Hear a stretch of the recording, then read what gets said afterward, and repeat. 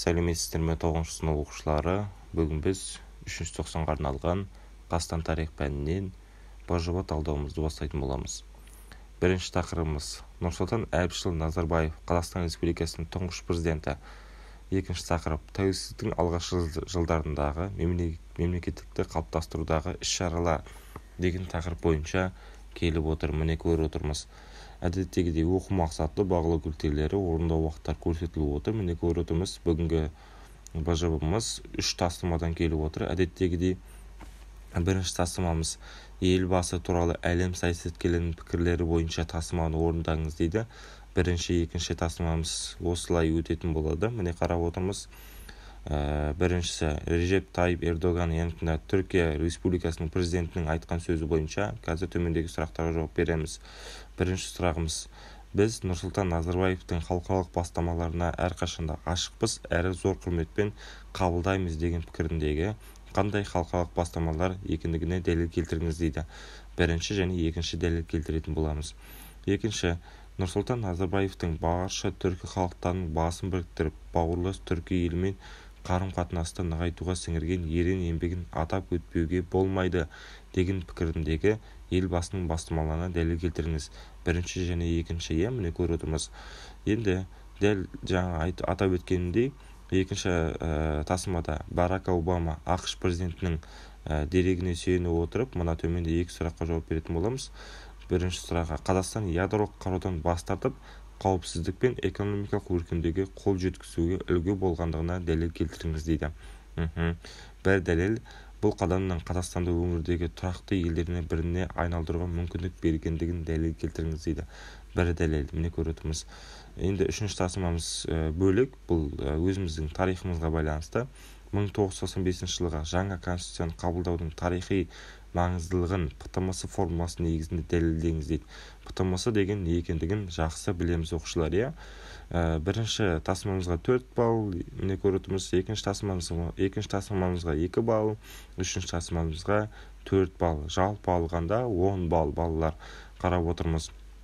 Балалар, сіздерге ескертетін жағдай: ең алдымен арнамызға тіркеліп лайк басып кетіңіздер, қолдау білдіріп кетіңіздер.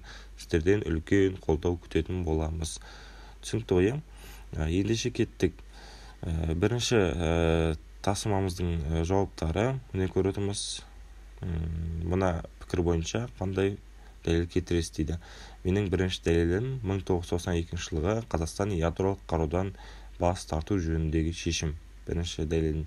Екінші дәлелім 1994 жылғы Қазақстан Республикасының президенті Назарбаевтың бастауымен Орталық Азия мемлекеттерінің арасында Еуразия одағы жобасының ұсынысы еді. Бұл ұсыныс еліміздің сыртқы саясаттағы дербестігінің айқын көрінісі болды. Енді жаңағы бірінші тапсырманың екінші сұрағы бойынша пікір, дәлел тағы да. Бірінші дәлел: Нұрсұлтан Назарбаевтың бастамасымен түркі тілдес мемлекеттер ынтымақтастық кеңесінің құру болатын. Екінші, Назарбаевтың бастамасымен түркі кеңесінің құру жөніндегі шешім қабылданды. Міне көріп отырмыз. Міне осымен біздің бірінші тапсырмамыз толық аяқталды. Екінші тапсырмамызға көшейік. Яғни Барак Обаманың пікірі бойынша сұрақтарға дәлел келтіретін боламыз. Біріншісі міне қызылмен берілген жауаптары, қарамен берілгендері сұрақтары. Қазақстан Республикасы президенті Нұрсұлтан Әбішұлы Назарбаевтың бастамасымен 1992 жылдан бері ядролық қарудан қолдануға және сатуға тыйым салушы елдердің қатарында. Бұл мәселе қазіргі таңда да қатаң түрде жүзеге асырылуда деп жаздым. Одан соң екінші сұрағына жауап: ядролық қарудан бас тарту арқылы Қазақстан Республикасы халықаралық аренада өзіндік үлкен жетістіктерге қол жеткізді. Ең алдымен қазақ халқының қауіпсіздігін бекітті, елдің беделін арттырды. Міне балалар, осымен біздің екінші тапсырмамыз толық аяқталды. Үшінші тапсырмамыз ПТМС формуласымен талдайды екенбіз. Біріншісі ең алдымен позиция. Өздеріңіз білетіндеріңіздей, позицияда 1995 жылғы конституцияны қабылданудың тарихи маңыздылығы, жаңа конституцияны бекіту керек болды.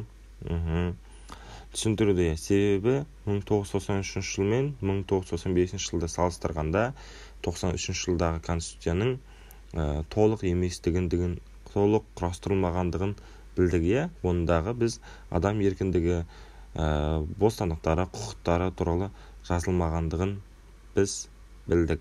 Сондықтан да біз 93 жылдағы құрастырылған конституцияны жойып, оның орнына жаңа конституция керектігін білдік. Мысалы, жаңа конституция бойынша 9 бөлім 98 баптан тұрды. 99 деп жазып қойған себебім, жақында ғана 2022 жылы 99 бап қосылған болатын. Салдары 1995 жылы 30 тамыз күні қабылданған конституция қазіргі таңға дейін Қазақстан Республикасының ата заңы болып бекітілді. Түсінікті ғой, балалар? Міне осымен бүгінгі біздің 9 сыныпқа арналған Қазақстан тарих пәнінен БЖБ талдау аяқталды. Егер сіздерге бүгінгі шығарылымымыз ұнаса, арнаға тіркеліп лайк басуды ұмытпаңыздар достар. Келесі кездескенше.